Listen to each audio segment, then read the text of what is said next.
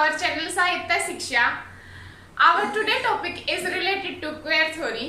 इससे पहले भी हमने queer theory के ऊपर 4 लेक्चर ऑलरेडी डिलीवर कर दिए हैं. If you did not watch these lecture, please visit on the channel and firstly you see those videos and then we come on the next video that is also related to queer theory and it belong to a very famous and prominent feminist writer that is called Eve Ossowski Sedgwick. Eve Sedgwick birth is 1950 and his death on 2009. चलो अब हम discuss करते हैं कि उन्होंने अपनी life में क्या क्या करा, क्या क्या किया है और किन किन चीजों में उनका कंट्रीब्यूशन है. Okay, firstly we will discuss about his contribution. An American academic scholar थी in the field of gender study. Gender study means कि ये देखना कि जो ये इक्वालिटी है वो क्यों नहीं है, यानी कि जो जेंडर है मेल फीमेल ये ही बाइनरी जो पोजीशन चल रहा है वो क्यों चल रहा है. ओके, फिर उसके बाद क्वेयर थ्योरीज में यानी कि क्वेयर स्टडीज में भी हम कह सकते हैं वैसे क्वेयर जो स्टडी ही है जिनमें इनका मेन जो कंट्रीब्यूशन रहा है. Next critical theory. Her critical writing help create the field of queer studies. जो उसकी क्रिटिकल जितनी भी राइटिंग है उन्होंने क्या करा है, हर वर्क में जो जितने भी उनके वर्क्स हैं उनमें रिफ्लेक्ट होता है कि क्वेयर थ्योरी के ऊपर उनका कितना ज्यादा फोकस था. तो उनके हर वर्क में ये चीजें रिफ्लेक्ट होती है. और in the interest a range of issue including queer performativity, experimental writing, critical thinking. Okay, इसका मतलब क्या है कि जो उसका इंटरेस्ट है किसमें कि जो इश्यूज निकल के सामने आए हैं. वैसे क्वेयर थ्योरी अगर पहले मैं एक बात ऐड कर देती हूँ कि क्वेयर थ्योरी की वीडियो ऑलरेडी हमने अपलोड कर दी है जिसमें उसका पूरा इंट्रोडक्शन है. अगर अभी तक आपने नहीं देखी है तो एक बार उसको देख लो ताकि आपको क्वेयर थ्योरी का एग्जैक्ट मीनिंग समझ में आ जाए. वैसे मैं इन शॉर्ट में बता देती हूँ कि क्वेयर थ्योरी स्टडी होती है एलजीबीटी के एक टर्म होती है, यानी कि हम कह सकते हैं जिनमें गे, लेस्बियन या होमोसेक्सुअल जो होते हैं उनके ऊपर एक स्टडी होती है. ओके, हर वर्क्स तो इसके जो वर्क्स थे उनमें रिफ्लेक्ट होते हैं वही इशू. इसमें जो क्वीर परफॉर्मेटी है यानी कि जो क्वीर सोसाइटी का जो परफॉर्मेंस है वो दिखाया गया है और एक्सपेरिमेंट करा गया है क्रिटिकल राइटिंग के ऊपर. Okay, she receive the Brudner prize. उनको 2002 में ब्रूडनर प्राइज मिला. ये एक मैन का नाम था ब्रूडनर और उन्हीं के नाम पे ये प्राइज दिया जाता है. बट मैं बता देती हूँ कि ये प्राइज मिलता किस लिए है. ये जो एलजीबीटी मैंने बताया था कि लेस्बियन या गे के लिए जो कंट्रीब्यूशन देते हैं उनको ये प्राइज दिया जाता है जो कि उस फील्ड में बहुत अच्छा काम कर रहे होते हैं क्वेयर थ्योरी वगैरह में, तो उनके लिए ये प्राइज होता है. तो ये इनको 2002 में मिला. Okay, Sedgwick aimed to make readers more alert the potential queer nuisance of literature searching out queer idiom. अब इसका मेन एम क्या था? इनका एम था कि रीडर्स को और ज्यादा अलर्ट कर देना क्वेयर चीजों के ऊपर.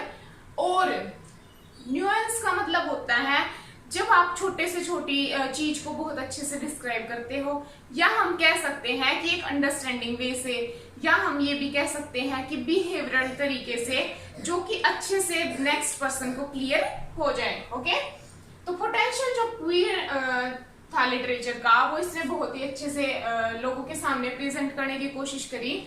और इसने बोला कि रीडर्स हैं उनको और ज्यादा अलर्ट होना चाहिए ताकि वो सर्च करें लिटरेचर के अंदर क्वेयर इडियम्स को सर्च कर सकें. इडियम्स क्या होते हैं कि कुछ नए जो फ्रेज हम जोड़ देते हैं लिटरेचर के अंदर, जैसे कोई न्यू वर्ड जोड़ दिया या कोई न्यू कोटेशन जोड़ दी. जैसे वो नहीं कहते कि हर चमकती चीज सोना नहीं होती, not every shining thing is not a gold. This type of thing called idioms. Okay, she also drew many feminist scholarship and their works like Marshall Proust, Charles Dickens, Henry James and uncovered the hidden homoerotic subplot. अब इसने ना अपने works के अंदर बहुत सारे जो main writer थे उनके पॉइंट ऑफ व्यू को उठाया है, उनके ऊपर डिस्कस करा है कि कैसे जो वो मेन जो राइटर थे वो भी उन चीजों को रिप्रेजेंट करना चाह रहे थे बट हिडन वे से। तो उनकी हिडन थिंग्स को उठाया है और उन चीजों को हमारे सामने रिप्रेजेंट करने की कोशिश की है। ओके, तो उनमें कौन कौन थे जो फैमिली स्कॉलर थे? इसने मार्शल प्राउस्ट को बोला है, चार्ल्स डिकन को बोला है। चार्ल्स डिकन तो बहुत ही फेमस विक्टोरियन नोवेलिस्ट हैं। हेनरी जेम्स, ये अमेरिकन नोवेलिस्ट हैं, इनके भी बहुत सारे वर्क हैं और उन्होंने अनकवर करा है इनके सब के सब होमोइरोटिक सबप्लॉट को, यानी कि कैसे वो अपने जो वर्क्स थे उनके अंदर उन चीजों को रिप्रेजेंट करना चाह रहे थे बट हिडन वे से। ओके, क्वेयर थ्योरिस्ट, जो क्वेयर थ्योरेटिकल प्रोजेक्ट है that work against the normalisation, यानी कि जो क्वेयर थ्योरी का जो प्रोजेक्ट है वो किसके ऊपर काम करता है? जो नॉर्मल सोसाइटी है। अगर हम देखते हैं नॉर्मल सोसाइटी में क्या होता है, मेल फीमेल, अगर मैरिज होती है तो मेल फीमेल, तो उनके अगेंस्ट काम करता है, ठीक है, यानी कि बाइनरी के अपोजिट काम करता है।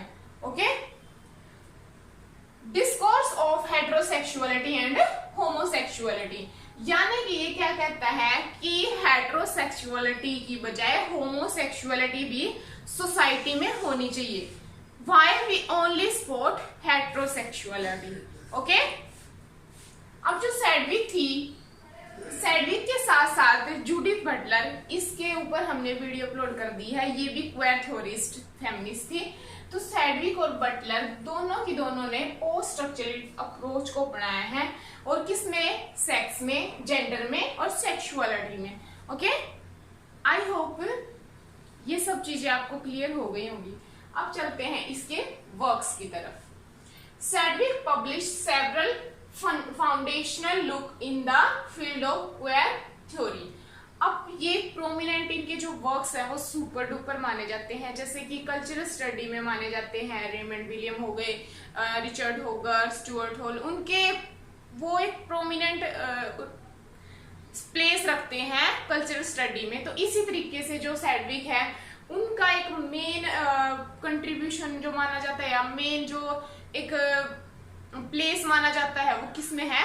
क्वेयर थ्योरी में है। ओके, तो इसके जो सैडविक ने पब्लिश कराए बहुत सारे फील्ड में क्वेयर थ्योरी, और सी आल्सो को-एडिट सेवरल वॉल्यूम, और इसके साथ साथ इसने बहुत सारी और वॉल्यूम जो और वर्क्स थे जैसे कि और राइटर्स के, उनके अंदर भी चीजों को ढूंढा है और उनको भी को-एडिट करके पब्लिश करवाया है। Okay, and publish a look of, और इसने एक बुक भी पब्लिश करवाई है पोइट्री के ऊपर जिसका नाम है फैट आर्ट, थीन आर्ट, 1994 में। ये सब आपको पेपर के पॉइंट ऑफ व्यू से याद रखना है, ठीक है। जितने भी इसके वर्क्स हैं, वैसे तो इसके वर्क्स को अलग वीडियो में अच्छे से हम डिस्क्राइब करेंगे क्योंकि ये वीडियो बहुत लेंथी हो जाएगी, क्योंकि इसका जो वर्क है बिटवीन मैन और एपिस्टेमोलॉजी ऑफ क्लोसेस्ट, इन दोनों के बारे में हम अलग से डिस्कस करेंगे, और इसके और वर्क्स के बारे में भी हम थोड़ा थोड़ा डिस्कस करेंगे अदर वीडियो में। तो देख लेते हैं, तब तक आप इनके टाइटल और इनका पॉइंट ऑफ व्यू याद रखें। फर्स्ट वर्क है बिटवीन मैन, इसका सब प्लॉट आपको जरूर याद रखना है, English literature and male homosexual desire, 1985 में। सेकेंड है कोहेरेंस ऑफ गोथिक कन्वेंशन, 1986 में। ऐसा माना जाता है कि ये इनकी फर्स्ट बुक थी। Okay, third is epistemology of the closest, that is very famous work, 1990 में पब्लिश हुआ। आपको पब्लिकेशन डेट हो सकता है आपसे मैच कराने के लिए आ जाए, हो सकता है आपसे नाम दे दे और आपको सैडविक के साथ मैच करना हो। ओके, ये एक आर्टिकल था इनका Jane Austen and masturbating girl के ऊपर, जो 1991 में इन्होंने पब्लिश करवाया था। फिफ्थ है टेंडेंसीज, 1993 में, और सिक्स है टचिंग फीलिंग। अब ये तो थे इसके वर्क्स, ये इसका सबटाइटल है अफेक्टिव पेडागोजी परफॉर्मेटिव, 2003 के अंदर ये पब्लिश हुआ था। ये इनका लास्ट वर्क माना जाता है। ओके, तो ये थे इनके वर्क। अब इनके सारे वर्क्स, उनके टाइटल, उनके सब टाइटल और उनकी डेट ऑफ बर्थ आपको याद रखनी है। ओके, अब उन्होंने दो टर्म कॉइन करी थी, एक था होमो सोशल और दूसरी थी एंटो होमोफोबिया। ओके, तो देखो होमो सोशल क्या थी। सबसे पहले होमो सोशल जो थी वो जीन लिफमैन ब्लूम ने सबसे पहले डिफाइन करा था होमोसेक्सुअलिटी को। उसके बाद इन्होंने इसको डिफाइन करा, तो इसका मतलब क्या होता है, it means same sex relationship that are not of a romantic or sexual nature such as friendship, mentorship और अदर। तो मतलब सेम सेक्स के जो रिलेशनशिप जो होते हैं that are not over romantic. क्या वो रोमांटिक नहीं हो सकते? अगर सोसाइटी के पॉइंट ऑफ व्यू से देखा जाए तो नहीं हो सकते ना। और क्या कह रही है, sexual nature such as friendship, mentorship. जो सेक्सुअल नेचर होता है उनका वो किस तरीके से देखा जाता है कि या तो वो एक दूसरे के मेंटर हैं या एक दूसरे के फ्रेंड हैं। आगे देखो इन पॉपुलर कल्चर। अब जो ये होमो सोशल था ना, इसका मेन तो क्या था कि मतलब उस चीज को रिप्रेजेंट करना जो सोसाइटी में एक्सेप्ट नहीं हो रही है, यानी कि होमोसेक्सुअलिटी को लेके आना। मेन पर्पस तो इनका यही था कि सोसाइटी में एक ऐसी थिंग क्रिएट करना, जैसे कि मैंने पहले ही बताया कि मेन जो एम था वो क्या था सेडविक का, कि क्वेयर थ्योरी को और ज्यादा फैला देना, उसके ऊपर और वर्डिंग्स लेके आना, या हम कह सकते हैं कि उसके ऊपर और ज्यादा डिस्कवर करना रीडर्स की थिंकिंग को भी। तो ये होमोसेक्सुअल भी उसी, सोशल भी उसी से रिलेटेड है। जो होमोसेक्सुअल है वो मिशेल फूको ने दी थी और जो होमो सोशल है वो ईव सैडविक ने दी है। ओके, तो ये क्लियर डिफरेंस आपको याद रखना है। अब जो पॉपुलर कल्चर है ना, पॉपुलर कल्चर, उसके पॉइंट ऑफ व्यू से अगर देखा जाए तो उसके पॉइंट ऑफ व्यू में क्या माना जाता है कि अभी के हिसाब से जो होमो सोशल है उसको आजकल हम ब्रोमैंस के नाम से जानते हैं, ब्रोमैंस। और ब्रोमैंस यूज करा जा रहा है आजकल होमो सोशल के पॉइंट ऑफ व्यू से। ओके, तो अगर होमोसेक्सुअल के कंटेक्स्ट में एक साइड ब्रोमैंस को दे देते हैं तो आपको कंफ्यूज नहीं होना है, होमो सोशल के साथ आपको ब्रोमैंस को मैच करना है। ओके, आई होप कि यहाँ तक आपको वीडियो पूरी क्लियर हो गई होगी कि मतलब उसके अवार्ड, उसके लाइफ, उसके एम, उसके इम्पोर्टेंट वर्क्स, उसके जो दो टर्म्स उसने कॉइन करी। एंटी होमोफोबिया का मतलब भी होता है, एंटी मतलब अगेंस्ट किसी भी होमो, यानी कि जो एक सिनेरियो है जो कह सकते हैं हम कि इंसानों का जो मेल फीमेल के ऊपर बना दिया गया है, वो जो फोबिया है उसके एंटी काम करना, उसके अगेंस्ट काम करना। ओके, इस वीडियो में इतना ही। इसी के बारे में नेक्स्ट वीडियो में हम इनके वर्क्स को डिस्कस करेंगे। तो भाई खुश रहें, अपने आसपास सफाई रखें, हंसते मुस्कुराते रहें, अपने सपनों को पूरा करने के लिए जी जान से मेहनत करें और कुछ भी इम्पॉसिबल नहीं है, you can achieve everything. Okay friends, thank you, bye.